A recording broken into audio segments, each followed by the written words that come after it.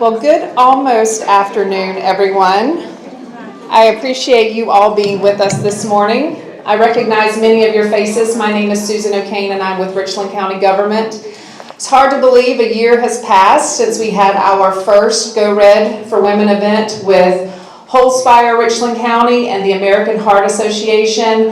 And look how far we've come in a year, doubling our attendance. And we are so glad that you all are here with us today. I'm not going to take up too much of your time. You all are not here to see me, but I do have a few housekeeping notes, and please continue to get your meals and go back for seconds if you're still hungry. But I do want to mention that before you leave today, please take advantage. Prisma Health is outside doing blood pressure screenings, so we want to make sure that we take full advantage of those free screenings today. And again, thank them for their partnership, again, with Richland County, Holspire, Richland County, and the American Heart Association. So again, thank you all for being here. And with that being said, I am going to turn the floor over to Chairwoman Jessica Mackey with Richland County Council. Ms. Mackey.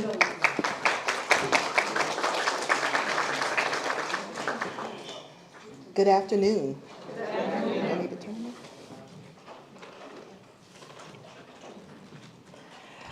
Thank you all so much for coming here today. It really is a true,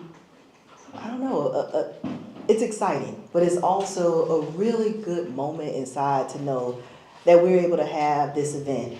I was just talking to someone that said last year when the county did this, it was in a small room at the county, and they were so happy to come here to this new location today and see all these wonderful decorations and just to really have this opportunity to spend time and fellowship with one another in the community. So let's give a round of applause to all the staff who helped to decorate and make this possible. We thank you. It truly is beautiful. And I will say that red and white are really favorite colors of mine. As a proud member of Delta Sigma Theta Sorority Incorporated, I always love when I can go to an event and wear red, right? So this has double special meaning to be here, but really thank you so much to many of the women in this room today who took time out of your schedule to be here. This is really an important topic to talk about. Talking about our health oftentimes is something we as women don't do. We don't put ourselves first. Oftentimes we're busy being wife, mother, daughter, friend, and giving to so many others. To be able to take time today to come here to talk about the importance of our own health, taking care of ourselves, is truly key. So thank you to you. Make sure you thank yourself for taking time out for you today. I also want to make sure we recognize Councilwoman Gretchen Barron, who is the executive champion for American Heart Association for Richland County. This truly is a passion project for her, and she really does put in her all to making sure that she participates and represents the county well for this organization. So thank you, Councilwoman Barron, for all that you do. Also want to make sure I welcome my auntie, as I affectionately call her, Councilwoman Yvonne McBride, who represents this district who we're in right now, where the center is, and she has been a lifelong Columbia resident and is always a champion and supporter of women's issues in our community. So thank you, Ms. McBride, for taking time to be here today as well.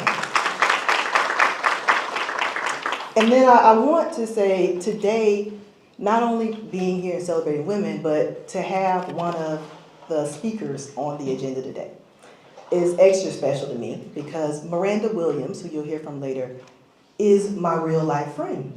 We have known each other since young girls in college, freshman year, and have grown up together, seen our kids grow up together, and to hear her be able to share her story with so many of you today means a lot because it is a real life story of someone in our community that has faced these issues and understands the importance of taking care of yourself. So thank you, Miranda, for being here and sharing your story. But again, I welcome you all. I hope you have an amazing lunch today. If there's anything else I can ever do to assist you, please let me know. And I hope that we continue to gather like this in Richland County moving forward.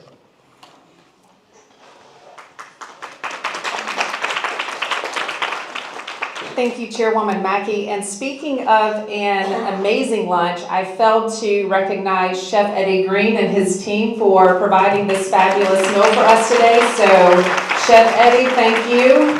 We certainly appreciate it, as always, at Richland County. You provide some of the best food that I've ever had. So, thank you again, sir. All right, moving on, I would now like to bring to the podium the Honorable Gretchen Barrett, Richland County Councilwoman for District 7, also Executive Champion of the American Heart Association Midlands, to start us off today. Ms. Barron.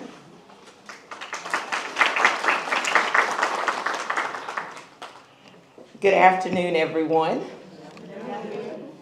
It is breathtaking in here.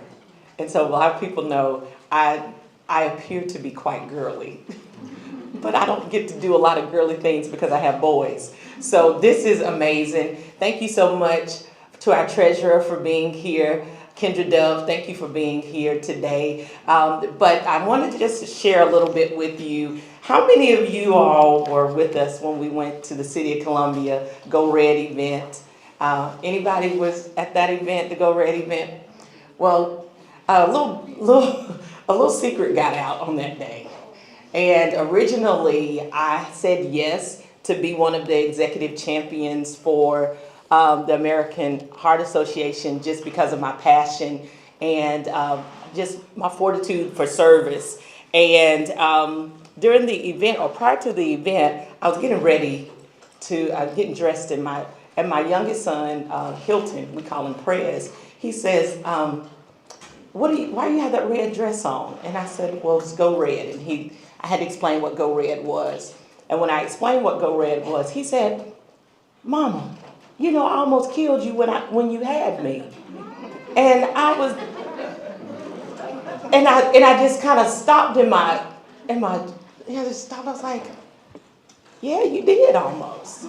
But, and so with that, the story just kind of left me because I had to go find some details to the story, Lizzie. Because when I had my youngest son, both of my children are miracle children. They're miracle babies. They said I'd never have children. So the fact that I have the two of them, and if you know me, you know that I'm all things the barren boys. And for that reason. And so with that, I was just like, I got to find out what the deal was, what happened when I had this baby.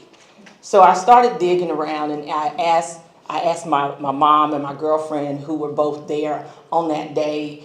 And so I was talking to one of my girlfriends last night. She said, just go online and pull your medical records up and find out. Because when I came out of labor, I had a C-section. When I came out of labor, I mean, literally, I woke up to this thing attached to my chest, and I had one girlfriend holding the baby, and this is very descriptive, but I'm painting a picture here. One of my girlfriends was holding the baby, and the other one was holding my breast because I was very adamant about breastfeeding my children. And this is how I woke up. And so I had no idea what was going on. And you know, they said I just had a little problem in the little complications. And so, given that I've always had high-risk pregnancies, that was, you know, I was like, okay. And so when I realized later on what was going on, and just kind of fact-finding, and I even called my OB I said, do you remember this? Because I want to tell the story correctly.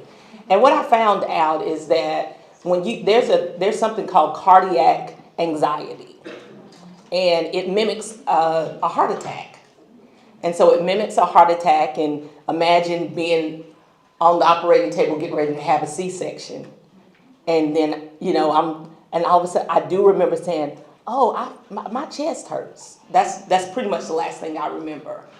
And, but when I did a little bit digging, and I found out about a cardiac anxiety. With cardiac anxiety, it's like you're having a heart attack, so they'll treat you as such. And so over all my life, I've always suffered with migraines. And so migraines put you at a higher risk for like anxiety. And anybody knows me, I'm like a 10 personality all the time. Like I'm gonna kick down the door at 12 midnight. That's my personality, right? And so you add all those things in, and then being a little bit anxious about having a baby that they said you'd never have would indeed trigger some things, and it did. And so I have Prez to thank for this personal passion that has been reignited in me, because things could have happened differently. Could have happened differently for me. And, you know, granted, you're at the hospital, and that's one of the safest places you can, you know, have a medical emergency. But I want to take a pause to tell you, like I told you last year, and Councilwoman Mackey alluded to it, it's critically important that you can be a 10 personality if you like, and that's great, but you do have to dial down, and you have to take those moments for yourself. And remember, and I'll just close by saying this, one of my most favorite scriptures is Philippians 4:6, and it's the New Living Translation. It says, don't worry about anything, instead pray about everything. Tell God what you need and thank him for all he's done. So in essence, take a chill pill. And take a chill pill, and if he's got it, you don't need to worry about it. So now you know the blurt out from the city of Columbia, and I have Wanda to thank for that, because otherwise I wouldn't have said one word, but she pulled me up. And so this is going to be great. We're going to hear some more personal stories today. And don't let this just be a month that we have. Let this be a lifestyle for you. You know, salmon is great. You should eat it once a month. You should, you know, take a couple of walks every other day. It's the small things. Park your car all the way at the back of the parking lot and walk. We don't need favorable parking spots unless it's raining, okay? So enjoy the rest of the lunch. Thank you all for being here.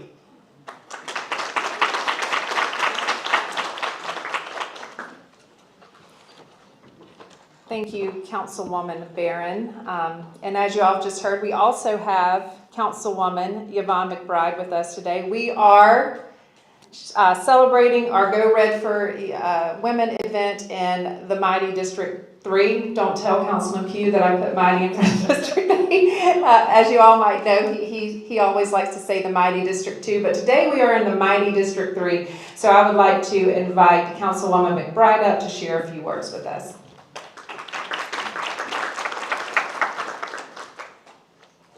Thank you, thank you.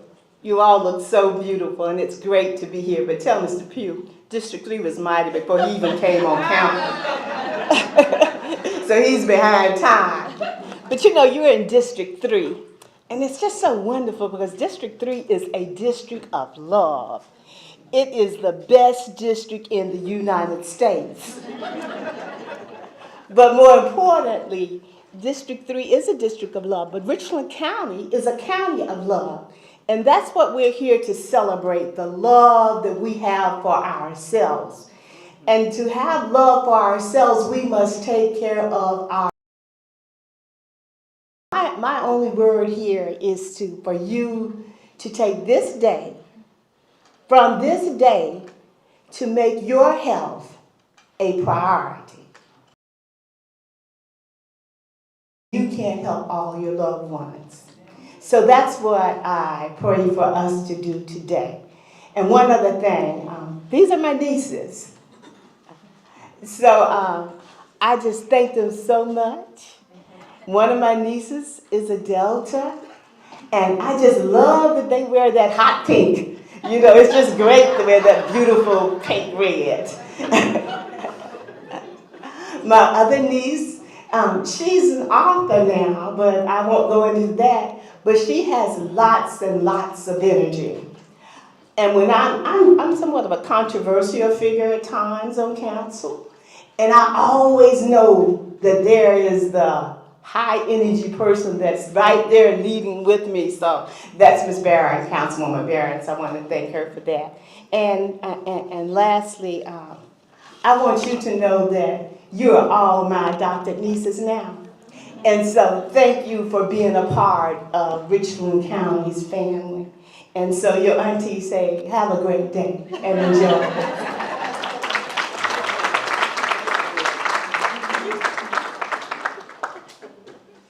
Thank you, Mrs. McBride.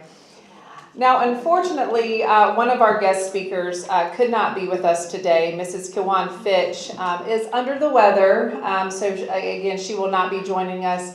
But we do, if you're watching online, we do wish you a speedy recovery. So we're going to move on now to Miranda Williams. We've heard her name a couple of times this morning already. She is the Marketing and Communications Director for the American Heart Association of the Midlands. And while you can read in your program that she has an extensive professional background, Mrs. Williams, I invite you to the podium now.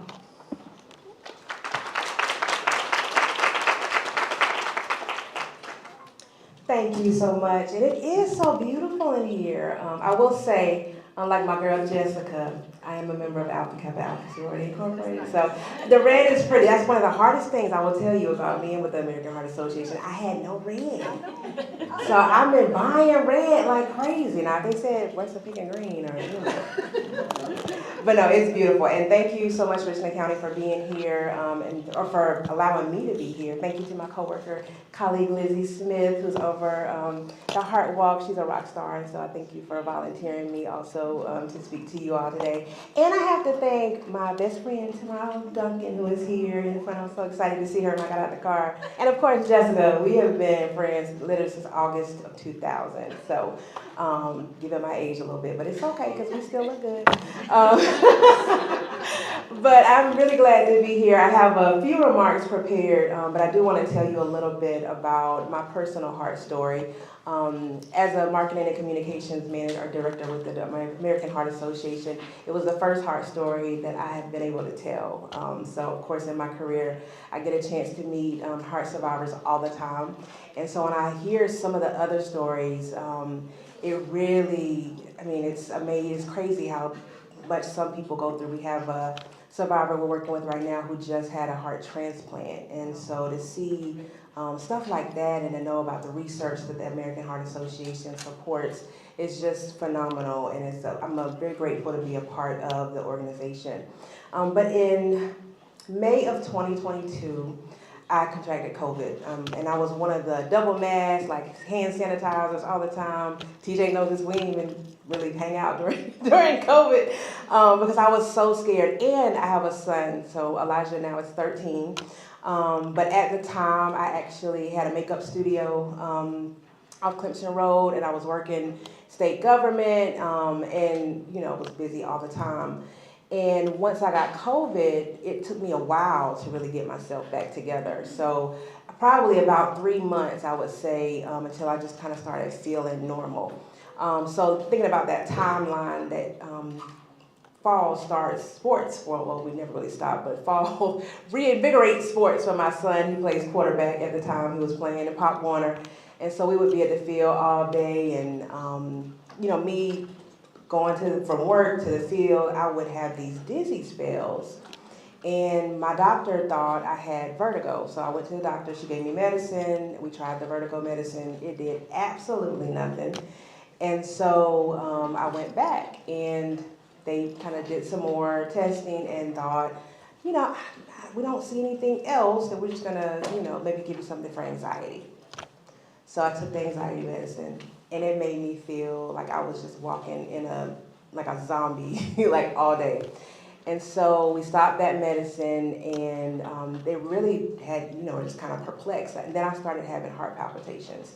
So one of the things that I noticed going through my experience was that women present symptoms very different than men. A lot of times you hear, like if you're having a cardiac event, a heart attack, it's gonna be more like chest pains or back pains. Well, that can happen.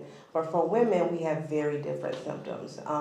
And so I had a job that morning. Again, I told you I do makeup, so I was kind of doing my my side hustle that morning at a law firm doing makeup for a commercial. And I said, I cannot go on like this anymore. I was dizzy. I was literally holding myself up on a wall trying to finish the job.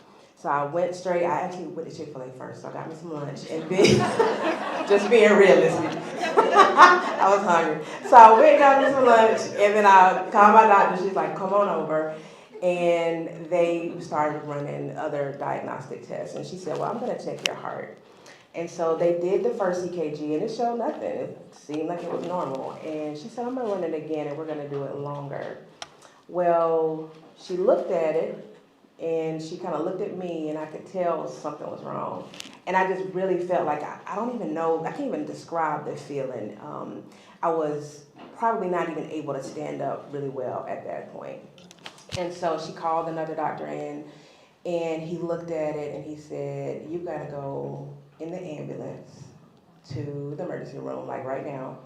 And I was like, well, my dad is right down the street bowling. And he's like, no, you can't ride with your dad, because if something happens and you pass out, or if something happens and you go into cardiac arrest, your dad's not gonna be able to save you. And so they called the ambulance, and I had to go in the ambulance to the emergency room. And my heart was in something called VTAC, which I don't know if there are any medical professionals here in the room. I'm not a medical professional.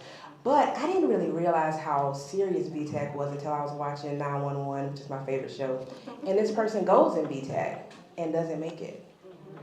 So for me to know that that's what my heart was doing at the time, and they still don't know what caused it. Usually you go into VTAC if you've had a heart attack or some other very strenuous situation that happened with your heart, but I had nothing. I had just been in COVID. So it could have been long COVID. They're not 100% sure. But my heart was beating like I was running a marathon just at sitting. And so it was very dangerous, and I'm glad that they took me in the ambulance, but it was definitely an eye-opener. And of course, a lot of stuff that happens with your heart can be genetic. A lot of it's lifestyle. Most of it's preventable. I don't know if there's anything that I could have done to prevent that. But it was very scary. I'm a single mother, and so, the other part of that was figuring out, okay, it's 2 o'clock. And I think I may have said that during the time I was at the hospital. Like, my son gets out of school at 3 o'clock. I gotta be there to pick him up. And then, of course, I was not gonna be discharged. I had to stay in the hospital 3 nights.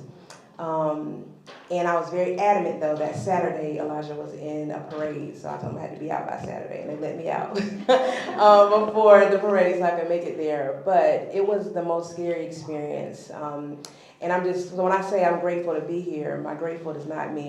I'm glad to see y'all, but I'm really grateful to be here. And I don't take my situation lightly.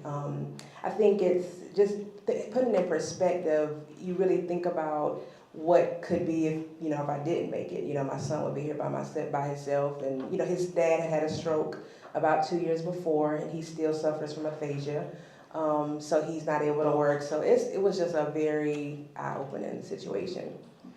So I would say I always tell the scary part of the story, the part where I talk about being misdiagnosed several times, the part when I talk about the ambulance ride and watching an inmate escape from the emergency room while I was waiting to be admitted. That literally happened. And I think it probably made my situation worse because my heart was really, really crazy then. Columbia is a beautiful place, so I love it here. I always talk about holding myself up on a wall in my makeup studio, just trying to finish my last client. I often think back to days when I was running from work to the football field for my son, and I would be so dizzy, but still cheering my baby on from the sidelines because he's a quarterback. So you already know I'm very into the games, and I'm that crazy mom on the sideline. But that's the part of the story I tell most when I talk to people about heart health. That's the part people seem to be more interested in, the symptoms, things that are different for women versus men, the warning signs, things to look out for. And I think that's what people really need to know.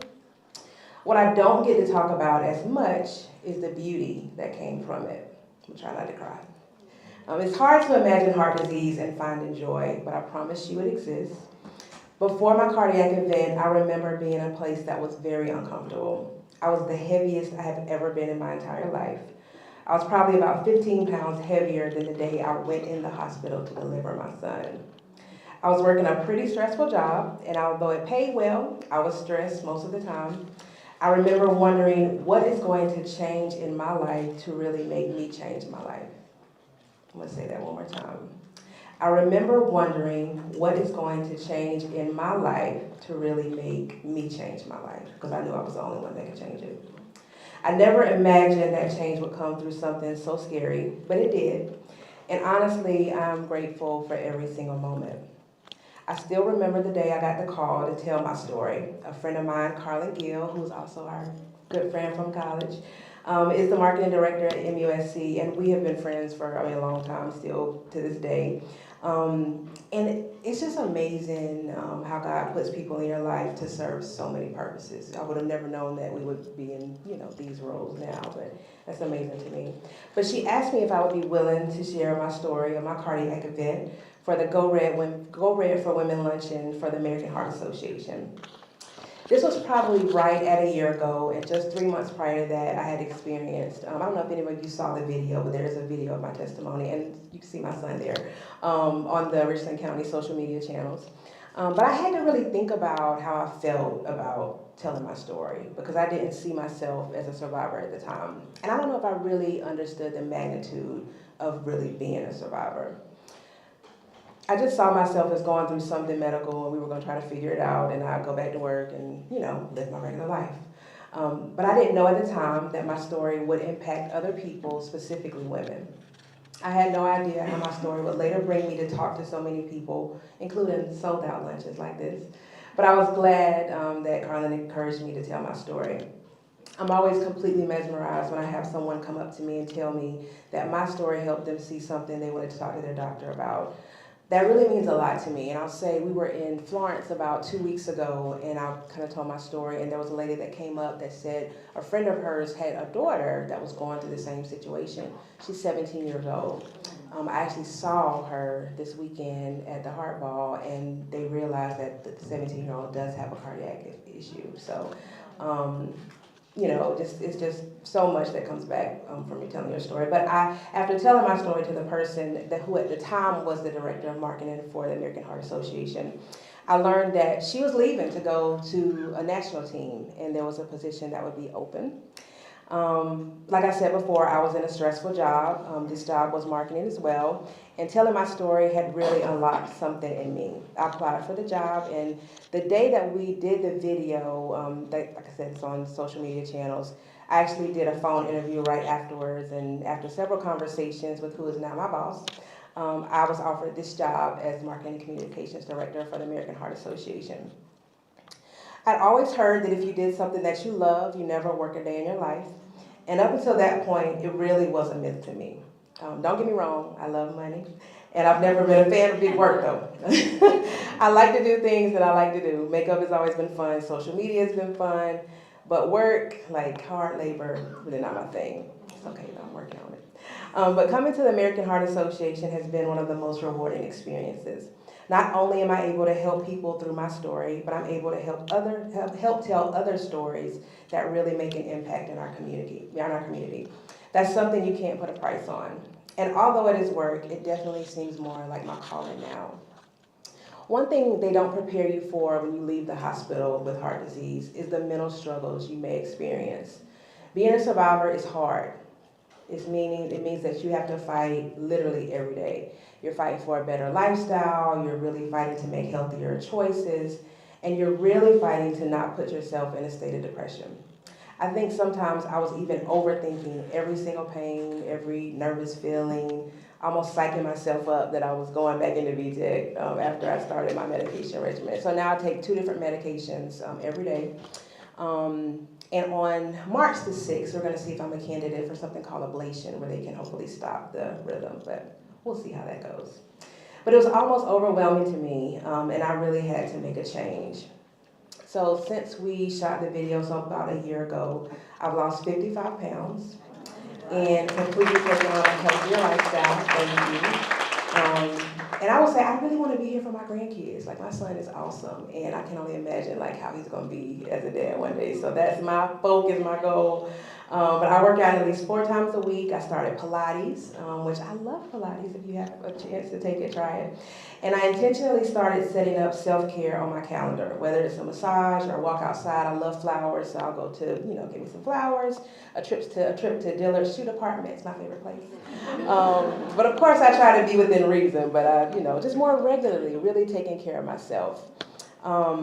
Ladies, that is very important because we take care of so many people. We take care of, my parents are luckily, 70s and, really active. But there's sometimes I have to go take care of them, go to the doctor with them or do stuff for my son. And so it's important that we take care of ourselves also. Make sure you add yourself to the list of people that you take care of. People always ask me too about the makeup side because my doctor really encouraged me to slow down. I did close my studio, but I'm still, out here making people even more glamorous every now and again. But makeup has always been therapeutic for me, so I continue to do it. And I think you really have to dream big and set goals for yourself. So I will tell you on Monday of this week, at 42 years old, I'm 42 now, and this little girl from Camden, South Carolina, a little country girl, I grew up on a farm, but I did makeup on a set for ESPN. So it was really exciting. But I say that to say beautiful things can really come from scary things. And the beauty of life is the journey to find joy every day, and the journey to just become who you are supposed to be. I still haven't figured out exactly what I want to be when I grow up. But as long as I keep my passion for helping others and for making this world a beautiful place, I'm on the right track. I really believe the best part of my journey is still yet to be written. And for that, I'm very, very grateful. So thank you all for listening. Thank you all for being here. And I really encourage you to take care of yourself. The American Heart Association, if you go to heart.org, there is a list of the Life's Essential 8s that has different, techniques and things you can do to really help take care of yourself. Exercise is very important. We suggest 150 minutes a week, so that's 30 minutes a day, take the weekends off, or do some on the weekends too. But that, your diet, all that, managing stress is very, very, very important. So, but you can do it. If I can do it, trust me, you can do it too. So, but thank y'all very much.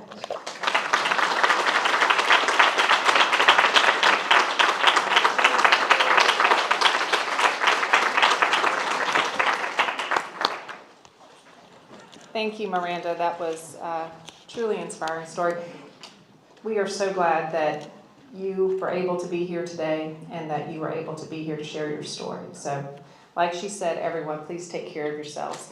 Before I turn the program back over to Councilwoman Barron for closing remarks, I do want to say another round of thank yous to all of our guest speakers today, to Richland County staff, our community members, Treasurer Doug in attendance today, all of you who are watching online. Y'all, I just want to say again that we had such an overwhelming response that we were able to stream the program again today. So thank you for everyone who is participating, whether it be here or online. Of course, Miss Judy Carter for providing all of this fabulous decor. Let's give her a round of applause. And again, Chef Eddie Green and his team for providing yet another fabulous meal. Don't forget your parting gifts. Do not forget to get your blood pressure screenings on the way out. Did I mention they were free? Don't forget. Okay. All right. Good job. With all that being said, thank you again on behalf of Richland County, on behalf of the American Heart Association, and on behalf of Holspire Richland County. Thank you all so much. And again, before we close up, I'm going to hand it back over to Councilwoman Barron.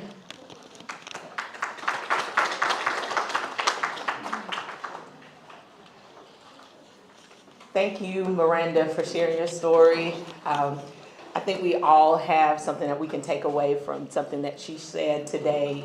And so as we move forward, I would like to invite you all. I can't let this moment go by without inviting you all to join my team, Gretchen Barron.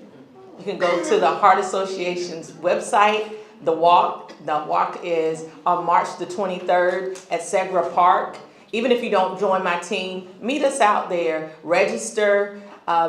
Richland County, we have all kind of teams going on in Richland County. And we are a sponsor for the event. We'd love for you all to come out, and this will be a great start to your new beginning, because some of us are going to have to do some restarting. We start the year off real well, talking about what we're going to do and all our resolutions. Well, March 1st, ladies, March 1st, we're pressing the restart button, and we're going to act like it's January 1 all over again. And the only difference is we're going to have January 1 at the beginning of every month, because we can stress ourselves out about what we didn't do. Or we can just say, you know what, I didn't do it, I'm gonna do better next time, right? And so as we conclude, I just want to make sure that one thing that I took away from what Miranda said is that she kept pushing herself, even though she felt like something was wrong. And women, we operate in what I call the spirit of the downplay. Like, we have all these things going wrong with us, we feel it, and then we ignore it, and before we know it, we're in a medical emergency. So I want you to, if your pinky toe hurts, go lay down. Slow down. And I'm talking to myself as well, but slow down, because we do have to be valuable, not only for ourselves, and if you're gonna be great in life, you can't be great if you're unhealthy. And so this is our restart, this is our recommitment to not anyone else, but to ourselves. This commitment is personal, and it can be as personal as you like it to be. But for me, I want to see my grandchildren too. I do, because I got some fabulous boys too. So I want to see my grandchildren. And what does that look like? I got to take care of myself. So enjoy the rest of your lunch. Take your parting gifts. Notice that's dark chocolate on there, right, Judy? That's dark chocolate, which dark chocolate is good for you. So you can eat all of that.